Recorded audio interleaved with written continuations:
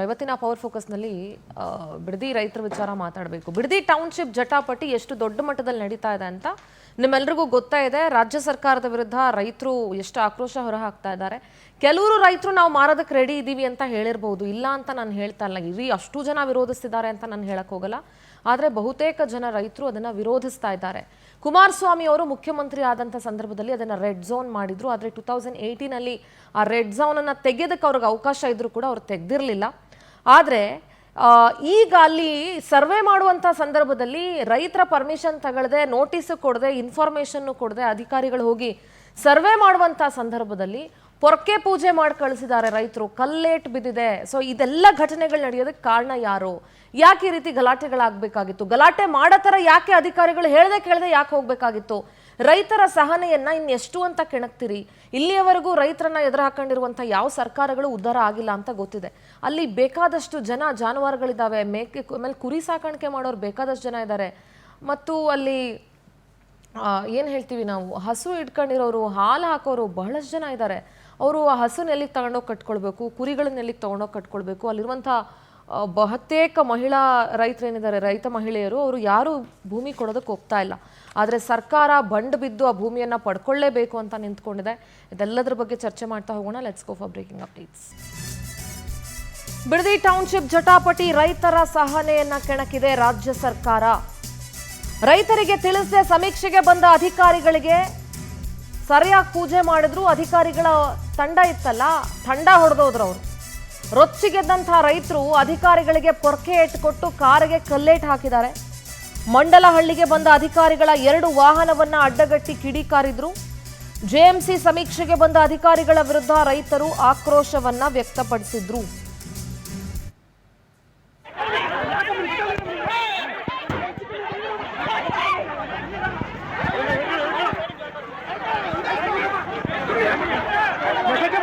ಇನ್ನೊಂದ್ಸಲ ಬಂದ್ಗಿಂದಿರಿ.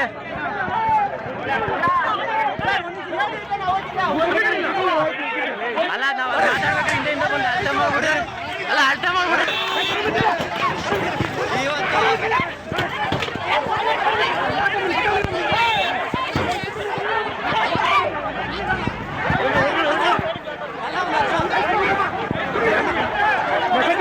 ಇನ್ನೊಂದ್ಸಲ ಬಂದ್ಗಿಂದಿರಿ.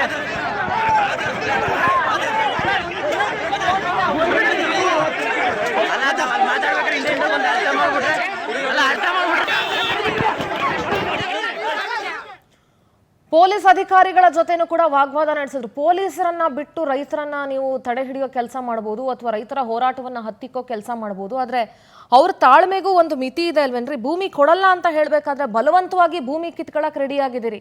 ಯಾರೋ ಒಂದಷ್ಟು ಜನ ಪುಡ್ಗಾಸ್ಗೋಸ್ಕರ, ನೀವು ಕೂಡ ಪುಡ್ಗಾಸ್ಗೋಸ್ಕರ ಭೂಮಿ ಕೊಡಕ್ ರೆಡಿ ಆಗಿದ್ದಾರೆ ಅಂದ ಮಾತ್ರಕ್ಕೆ ನೀವು ಎಲ್ಲಾ ರೈತರನ್ನು ನಾವು ಅವ್ರು ಏನಾದ್ರೂ ಮಾಡ್ಕೊಳ್ಳಿ, ಅವ್ರ ಸತ್ರು ಚಿಂತೆ ಇಲ್ಲ, ನಾವು ಬೇಕಾದ್ರೆ ಆ ಭೂಮಿ ಮಾತ್ರ ಬಿಡಲ್ಲ ಅಂತ ಹೋಗ್ತಾ ಇರೋದು ತಪ್ಪು. ಮತ್ತು ಸರ್ವೆಗೆ ಬಂದ್ಬಿಟ್ಟು ನೀವು ಮಾತಾಡೋದಲ್ಲ, ಸರ್ವೆಗೆ ಬರೋಕ್ಕೆ ಮುಂಚೆ ಇನ್ಫಾರ್ಮೇಷನ್ ಕೊಡಬೇಕಾಗಿತ್ತು. ಅವ್ರ ಭೂಮಿನ ಸರ್ವೆ ಮಾಡೋಕ್ಕೆ ಅವ್ರ ಪರ್ಮಿಷನ್ನೇ ತಗೊಳ್ಳದೆ ಹೋಗೋದು ಎಷ್ಟು ಮಟ್ಟಕ್ಕೆ ಸರಿ? ಅಲ್ಲಿ ಹೋಗ್ಬಿಟ್ಟು ನಾವು ಸರ್ವೆ ಮಾಡ್ತಾ ಇದ್ದೀವಿ, ಪರ್ಮಿಷನ್ ಕೊಡಿ ಅಂತಂದರೆ ಯಾರು ತಾನೇ ಒಪ್ಕೊಳ್ತಾರೆ? ನಾಳೆ ಸರ್ ನಿಮ್ಮ ಭೂಮಿ ಇದ್ರೆ ನೀವು ಯಾರು ಒಪ್ಕೊಳ್ತಾ ಇರಲಿಲ್ಲ. ಅಷ್ಟು ಜನ ಮಹಿಳೆಯರು ಅಲ್ಲಿ ಹೋರಾಟಕ್ಕೆ ನಿಂತಿರೋದು, ರೈತ ಮಹಿಳೆಯರು. ಅವ್ರು ಏನೇನು ಮಾತಾಡಿದ್ರು ಈ ಸಂದರ್ಭದಲ್ಲಿ ಕೇಳಿಸ್ಕೊಳ್ಳೋಣ. ಸರ್, ಇವತ್ತು ಏನು ಫೈನಲ್ ನೋಟಿಫಿಕೇಶನ್ ಮಾಡಿದ್ರು ಮಂಡಲಹಳ್ಳಿ ಗ್ರಾಮದ್ದು JMC ಕಾರ್ಯ ಮಾಡೋಕ್ಕೆ ಬಂದಿದ್ರು. ಏನು ಒಂದು 2-3 ರೈತರು ಒಪ್ಕೊಂಡಿದ್ರು, ಅವ್ರು JMC ಕಾರ್ಯ ಮಾಡೋಕ್ಕೆ ಬಂದಿದ್ರು. ನಾವು ಅದನ್ನು ತಡೆದಿದ್ದೀವಿ. ಯಾಕೆಂದರೆ ನಮ್ಮ ಬೇಡಿಕೆ ಏನಂದರೆ, ಇವತ್ತು ಫೈನಲ್ ನೋಟಿಫಿಕೇಶನ್ ಮಾಡಿ ಅವ್ರದ್ದು JMC ಮಾಡೋಕ್ಕೆ ಬಂದವರಲ್ವ, ಒಪ್ಪಿರೋರ್ದ. ಈಗ ನಮ್ಮದನ್ನು ಅವರು ಒಂದು ಅಫಿಡವಿಟಲ್ಲಿ ಮಂಡಲಹಳ್ಳಿ ಗ್ರಾಮದ್ದು ಇನ್ನು ಒಪ್ಕೊಳ್ದೇ ಇರೋರ್ದ ನಾವು ತಗೊಳ್ಳಲ್ಲ, ಟೌನ್ಶಿಪ್ ಇದಕ್ಕೆ ತಗೊಳ್ಳಲ್ಲ, ಅವ್ರದ್ದು ಕೈ ಬಿಡ್ತಾ ಇದ್ದೀವಿ ಅಂತ ಒಂದು ಇಂಬರಹ ಬರ್ಕೊಡ್ಲಿ ಅಂತ ನಾವು ಮಾಡ್ತಾ ಇರೋದು. ಅವ್ರ JMC ಮಾಡೋದು ನಮಗೇನು ಪ್ರಾಬ್ಲಮ್ ಇಲ್ಲ ಪಾಪ, ಅವ್ರಿಗೇನೇನು ತೊಂದರೆ ಇದೆಯೋ ಕೊಟ್ಕೊಂಡವ್ರೆ. ಆದ್ರೆ ಇನ್ನು ಉಳ್ದಿರೋರು ಯಾರು ಬೇಡ ಅಂತ ನಾವು ಮುಖ್ಯಮಂತ್ರಿ ಹತ್ರ ಒಂದು ನಮಗೆ ಸಭೆ ಕರಿಬೇಕು, ರೈತರ ಬಗ್ಗೆ ಮಾತಾಡಬೇಕು, ನಾವು ಭೂಮಿ ಕೊಡೋಕ್ಕೆ ಇಷ್ಟ ಇಲ್ಲ ಅಂತ ಹೇಳಿದ್ವಿ. 15 ದಿನ ಟೈಮ್ ತೊಗೊಂಡಿದ್ರು. ಅಲ್ಲಿವರೆಗೂ ನಾವು ಯಾವುದೇ JMC ಆಗಲಿ ಏನೇ ಆಗಲಿ ಮಾಡೋಕ್ಕೆ ದಯವಿಟ್ಟು ಅವಕಾಶ ಕೊಡಬೇಡಿ ಅಂತೆಲ್ಲ ನಾವು ಕೇಳ್ಕೊಂಡಿದ್ದು. ಹ್ಞೂ ಅಂತ ಹೇಳಿದ್ರು. ಅದಾದ ತಕ್ಷಣ ಮತ್ತೆ ಅವ್ರು ಪ್ರೆಸ್ ಮೀಟ್ ಮಾಡಿ, ಇಲ್ಲ ನಾವು ಕೊಡ್ತಾ ಇದ್ದೀವಿ, ಮಾಡಿಸ್ತೀವಿ, ಬಲವಂತದಿಂದ ಯಾರಾದರೂ ಬಂದರೆ ನಾವು ಕೊಡ್ತೀವಿ ಅಂತ ಹೇಳ್ತಾರೆ. ಅಂದರೆ ನಮ್ಮಲ್ಲೇ ತಂದಿಕ್ತಾ ಇದ್ದಾರೆ ಈ ಸರ್ಕಾರ. ಅಂದರೆ ಒಂದು ಕಡೆ ಹ್ಞೂ ಬೇಡ ಆಯಿತು ನೀವು ಹೇಳ್ದಂಗೆ ಕೇಳ್ತೀವಿ ಅಂತ ಒಂದು ಸೈಡ್ ನಮಗೆ ಉತ್ತರ ಕೊಡ್ತಾರೆ, ಇನ್ನೊಂದು ಕಡೆ ಬಂದು ಆ ಕಡೆ ಪಕ್ಷದವ್ರಿಗೆ ನೀವು ಮಾಡ್ತೀನಿ ಅಂತ ಹೇಳ್ತಾರೆ. ಸರ್, ಪೊಲೀಸ್ನವ್ರು ಬಂದರು, ಇಲ್ಲಿ ಸರ್ವೆ ಮಾಡ್ತಾರೆ ಅಂದರು. ಸರ್ವೆ ಮಾಡ್ತಾರೆ ಅಂದ್ಬಿಟ್ಟು ರಿಸರ್ವ್ ಎಲ್ಲ ಬಂತು. ನಾವು ಬನ್ಗಿರಿ ಗ್ರಾಮದಿಂದ ನೋಡ್ಕೊಂಡು ಬಂದರೆ ಪೊಲೀಸ್ನವ್ರು ಬಂದು ಇಲ್ಲ ನಾವೇನೋ ಸರ್ವೆ ಮಾಡೋಕ್ಕೆ ಬಂದಿದ್ದೀವಿ, ಕೊಡ್ತಾರೆ ಅನ್ನೋ ಭೂಮಿ ಕೊಡ್ತಾರೆ ಅನ್ನೋರು ಸರ್ವೆ ಮಾಡೋಕ್ಕೆ ಬಂದಿದ್ದೀವಿ, ನಿಮ್ಮದೇನು ಮಾಡಲ್ಲ ನಾವು ಅಂತಂದರು. ನಮ್ಗೆ ಡಿ ಸಿ ಮುಖಾಂತರ ಒಂದು ಆರ್ಡ್ರ್ ಕೊಡಿಸ್ಲಿ ಸರ್, ಈ ಭೂಮಿ ಬೇಡ ಅಂದವ್ರದ್ದು ಜಮೀನು ಬಿಟ್ಬಿಡ್ತೀವಿ, ನಾವು ಸರ್ವೆ ಮಾಡಲ್ಲ ಅಂತ ಒಂದು ಡಿ ಸಿ ಮುಖಾಂತರ ಆರ್ಡ್ರ್ ಕೊಡಿಸ್ಲಿ. ನಾವು ಅವ್ರು ಮಾಡಿಸ್ಕೊಳ್ಳಿ ಜಮೀನು, ನಮಗೇನು ತೊಂದರೆ ಇಲ್ಲ, ಅವ್ರು ಕೊಡ್ತೀವಿ ಅನ್ನೋರು ಅವ್ರು JMC ಮಾಡಿಸ್ಕೊಳ್ಳಿ, ನಾವಂತೂ ಭೂಮಿ. ಮಂಡಲಹಳ್ಳಿಗೆ ದೌಡಾಯಿಸಿದ್ರು SP ಶ್ರೀನಿವಾಸ್ ಗೌಡ. ಬಿಡದಿಯ ಮಂಡಲಹಳ್ಳಿಯಲ್ಲಿ ಖಾಕಿ ಬಿಗಿ ಬಂದೋಬಸ್ತ್ ನೀಡಿದೆ. ASP ರಾಮಚಂದ್ರಯ್ಯ, DYSP ಗಿರೀಶ್ ಸ್ಥಳದಲ್ಲೇ ಮೊಕ್ಕಾಂ ಹೂಡಿದ್ದಾರೆ. ರೈತರಿಗೆ ಸಮಾಧಾನ ಮಾಡೋದಕ್ಕೆ SP ಶ್ರೀನಿವಾಸ್ ಗೌಡ ಯತ್ನ ಮಾಡಿದ್ರು. ಈ ವೇಳೆ ಸರ್ವೆ ಮಾಡೋದಕ್ಕೆ ಅನುಮತಿ ಕೊಡಿ ಅಂತ ಹೇಳಿದಕ್ಕೆ ರೈತರು ಗರಂ ಆದ್ರು. ಅಲ್ಲ ರೀ, ಅವ್ರ ಭೂಮಿ ನಿಮ್ಮ ಇಷ್ಟ ಬಂದಂಗೆ ನೀವು ಸರ್ವೆ ಮಾಡ್ತೀರಾ ಅಂದ್ರೆ ಯಾಕೆ ಬಿಡ್ಬೇಕು ಅವರು? ಬಲವಂತವಾಗಿ ಭೂಮಿ ಕಿತ್ಕೊಳಕ್ ಹೊರಟಿದ್ದೀರಿ. ಇವತ್ತಿನ ದಿವಸದಲ್ಲಿ 100 ರೂಪಾಯಿಗೋಸ್ಕರ ಕೊಲೆ ನಡೆಯುತ್ತೆ ಅಂತಂದ್ರಲ್ಲಿ ನೀವು 2 ಕೋಟಿ ಎಕರೆ ಕೊಡ್ತೀವಿ ಅಂದ್ರೆ ಅವ್ರು ಬೇಡ ಅಂತಿದ್ದಾರೆ ಅಂತಂದ್ರೆ ಆ ಭೂಮಿ ಮೇಲೆ ಅವ್ರಿಗೆ ಗೊತ್ತಾಗಿರುವಂಥ ಒಡನಾಟ ಎಂಥದ್ದು ಅನ್ನೋದನ್ನ ಅರ್ಥ ಮಾಡ್ಕೊಳ್ಬೇಕು.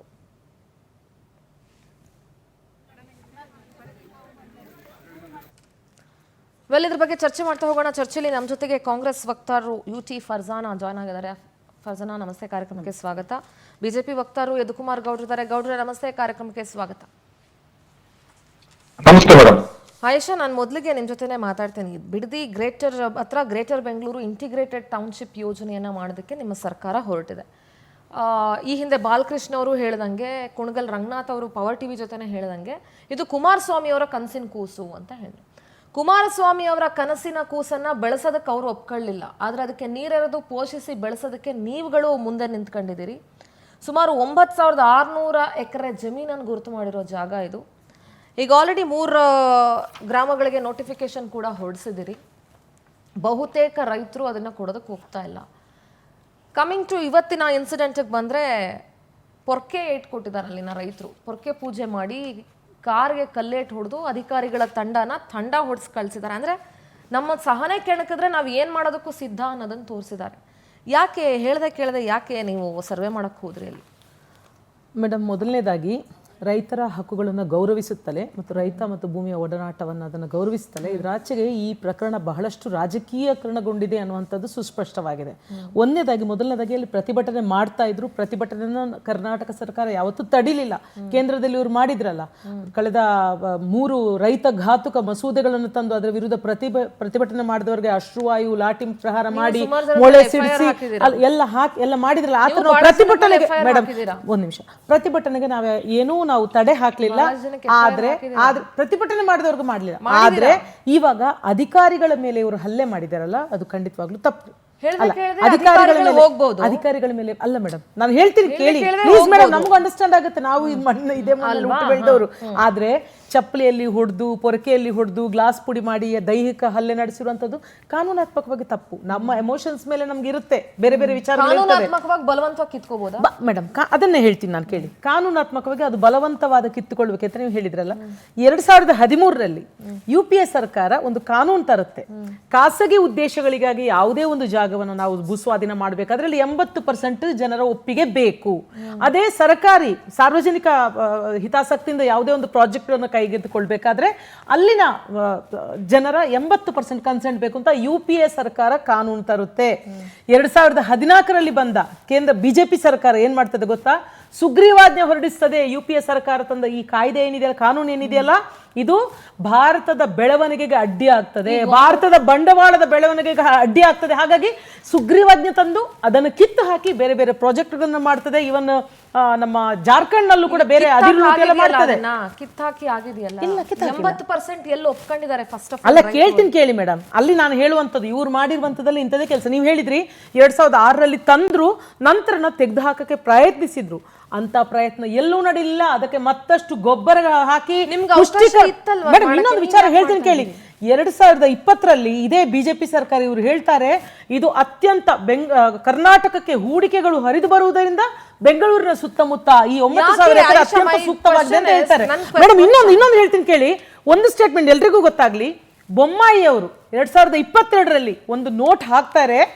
ನವನಗರಗಳ ಮೂಲಕ ನವ ಭಾರತ ನಿರ್ಮಾಣ, ಇದೇ ರೀತಿಯ ನಗರವನ್ನ ಅಂದ್ರೆ ಬಿಡದಿ, ಇದೇ ರೀತಿಯ ನಗರವನ್ನ ರಾಜ್ಯದ ಎಲ್ಲಾ ಕಂದಾಯ ವಿಭಾಗಗಳಲ್ಲಿ ಒಂದೊಂದು ನಗರಗಳನ್ನ ನಾವು ಮಾಡ್ತೇವೆ, ವಿದೇಶಗಳಿಂದ ಪರಿಣಿತರನ್ನು ಕರ್ಕೊಂಡು ಮಾಡ್ತೇವೆ. ಹಾಗಾದ್ರೆ ಇದೆಲ್ಲ ಬೆಳವಣಿಗೆ ಮಾಡ್ಕೊಂಡೇ ಬಂದಿದ್ದಾರೆ. ಹಾಗಾದ್ರೆ ನೀವು ಅವರ ಯೋಜನೆಗಳಿಗೆ ನೀವು ಪುಷ್ಟಿ ಕೊಡ್ತಾ ಇದ್ದೀರಾ, ಅವ್ರ ಯೋಜನೆಗಳನ್ನ ನೀವು ಫಾಲೋ ಮಾಡ್ತೀರಾ? ಅವ್ರ ಯೋಜನೆ ನಾನು ಹೇಳುವಂತದ್ದು ಕಳೆದ 20 ವರ್ಷಗಳಿಂದ ಹರಿದು ಬಂದಿದೆ. ಅವರ ಯೋಜನೆ ಅಂತ ಅಲ್ಲ ಮೇಡಮ್, ಸ್ವಂತ ಇರುತ್ತೆ, ಇಲ್ಲದೆ ಯಾಕೆ ಅದೇ ಭೂಮಿ ವೈ ಯು ವಾಂಟ್ ದಟ್ ಅಲ್ಲ ಅಷ್ಟೆಲ್ಲ ಮುಂದುವರಿಸಿಕೊಂಡು ಬಂದಿರುವಂತದ್ದನ್ನ ಇವಾಗ ರಾಜಕೀಯಕ್ಕೋಸ್ಕರ ಅದನ್ನ ಬೇರೆ ರೀತಿಯಲ್ಲಿ ಕುಮಾರಸ್ವಾಮಿ ಅವರು ಕೇಂದ್ರ ಸಚಿವರು, ಅವರು ಕೈಗಾರಿಕಾ ಸಚಿವರಾಗಿದ್ದಾರಲ್ಲ, ಇವಾಗ ಬೃಹತ್ ಕೈಗಾರಿಕಾ ಸಚಿವರಾಗಿದ್ದಾರಲ್ಲ, ಅವರು ಯಾವ ಲ್ಯಾಂಡ್ ಅನ್ನ ತಗೊಂಡು ಅವ್ರು ಕೈಗಾರಿಕೆ ಮಾಡುವಂತದ್ದು? ಹಾಸನದಲ್ಲಿ 1500 ಎಕರೆ ಯಾಕೆ ಮಾಡಿಲ್ಲ? ಅಲ್ಲೇ ಉತ್ತರ ಇದೆ, ನಿಮ್ಮ ಪ್ರಶ್ನೆ ಒಳಗೆ ಉತ್ತರ ಅಡಗಿದೆ. ಹಾಸನದಲ್ಲಿ ಇವರೇ ಮಾಡಿಸಿದರೆ ಗಲಾಟೆ ಮಾಡಿಸ್ತಾ ಇಲ್ಲ. ಇಲ್ಲಿ ಡಿ ಕೆ ಶಿವಕುಮಾರ್ ಅವರು ಏನು ಎಮರ್ಜ್ ಆಗಿದ್ದಾರೆ ಕರ್ನಾಟಕದಲ್ಲಿ ಒಕ್ಕಲಿಗರ ನಾಯಕ, ಅದರ ವಿರುದ್ಧವಾಗಿ ಹೇಳಿ. ಆಯ್ತು, ಹಾಸನದಲ್ಲಿ ಯಾಕೆ ಹಾಸನದಲ್ಲಿ ಯಾಕೆ ಆಗ್ಲಿಲ್ಲ? ಹಾಸನದಲ್ಲಿ ಗಲಾಟೆ ಆಗಲಿಲ್ಲ, ಇವ್ರು ಮಾಡಿಸ್ತಾ ಇಲ್ಲ. ಇವರ ಏರಿಯಾ, ಇವರ ಮೊನೋಪೊಲಿ ಇದೆ ಮೇಡಮ್, ಬುದ್ಧಿ ಇದೆ. ಕುಮಾರಸ್ವಾಮಿ ಮಾತು ಕೇಳ್ಕೊಂಡು ಕೂರೋ ಅಂತ ರೈತರು ಇಲ್ಲ, ಹಂಗಲ್ಲ. ಎಲ್ಲರನ್ನ ನಾನು ಹೇಳ್ತಾ ಇಲ್ಲ, ಕೆಲವರನ್ನ ಗುಂಪು ಕಟ್ಟಿ ಅಂದ್ರೆ ನಿಮ್ ಲೆಕ್ಕದಲ್ಲಿ ತಮ್ಮ ಬೆಂಬಲಿಗ ರೈತರಿಗೆ ಆಯೇಷಾ ಒಂದ್ ನಿಮಿಷ, ನಿಮ್ಗೆ ಜಾಗ ಬರ್ಕೊಟ್ಟವರು ಉತ್ತಮ ರೈತರು ಇಲ್ಲ, ನಿಮ್ಗೆ ಜಾಗ ಬರ್ಕೊಡದೇ ಕುಮಾರಸ್ವಾಮಿ ಅವ್ರು ಬಿಟ್ಟಿರೋ ಅಂತ ಚಾನ್ಸೇ ಇಲ್ಲ. ಆ ತರದ ಅವಿವೇಕದ ಮಾತುಗಳು ನಮ್ಮ ಸ್ಟ್ಯಾಂಡ್ ಕಾಂಗ್ರೆಸ್ ಕೆಲವರನ್ನ ಇದನ್ನ ರಾಜಕೀಯಕರಣ ಮಾಡ್ತಾ ಇದ್ದಾರೆ. ಕಟ್ಟಿದ್ರೆ ಅದು ಅವ್ರ ಹಣೆ ಬರ ಆಯ್ತಾ, ಆದ್ರೆ ಅಲ್ಲಿ ನಿಜವಾದ ರೈತರು ಇದಾರಲ್ವಾ, ಇದ್ದಾರೆ, ಅಲ್ಲಿ ಹೋರಾಟ ಮಾಡ್ತಿದಾರಲ್ವಾ, ಇದ್ದಾರೆ, ರೈತ ಮಹಿಳೆಯರು ಇದ್ದಾರೆ. ಹಾಗಾದ್ರೆ ಅವ್ರ ಭೂಮಿ ಕೊಡಲ್ಲ ಅಂದವ್ರ ಭೂಮಿ ಬಿಟ್ಬಿಡಿ ನೀವು. ಅವರ ಜೊತೆನೆ ಮೇಡಮ್ ನಾವು ಮಾತುಕತೆ ಮೇಡಮ್ ಮಾತುಕತೆ ಗೊತ್ತಾ ಹೇಳಿ. ಇಷ್ಟು ದಿನ ಪ್ರತಿಭಟನೆ ನಡೆಸಿದ್ದಾರೆ ಮಾಗಡಿ ಬಾಲಕೃಷ್ಣ ಅವರು, ಒಂದು ದಿನ ಆ ಪ್ರತಿಭಟನೆಗೆ ಹೋಗಿ ಸಮಾಧಾನ ಮಾಡಿಲ್ಲ. ಇಷ್ಟೊಂದು ರೀತಿಯಲ್ಲಿ ರಾಜಕೀಯಕರಣ ಮಾಡ್ತಾ ಇರ್ಬೇಕಾದ್ರೆ ನಮ್ಮ ಸರ್ಕಾರ ಮಾತಾಡಿದೆ, 3 ನೋವೇ ಮಾತಾಡಿಲ್ಲ, ಒಂದು ರಿಯಾಕ್ಷನ್ ತಗೊಳ್ತೀವಿ. ಹಳ್ಳಿಗಳಿಗೆ ಸ್ವೀಕರಿಸಿದ್ದಾರೆ ಮೇಡಮ್ 3 ಹಳ್ಳಿಗಳಲ್ಲಿ. ಗೌಡ್ರೆ ಏನ್ ಹೇಳ್ತೀರಿ ಮೇಡಮ್? ಈಗ ಕಾಂಗ್ರೆಸ್ ವಕ್ತಾರರು ಪಾಪ ಪುಂಖ ದೊಡ್ಡ ಸುಳ್ಳುಗಳು ಹೇಳ್ತಾ ಇದ್ದಾರೆ.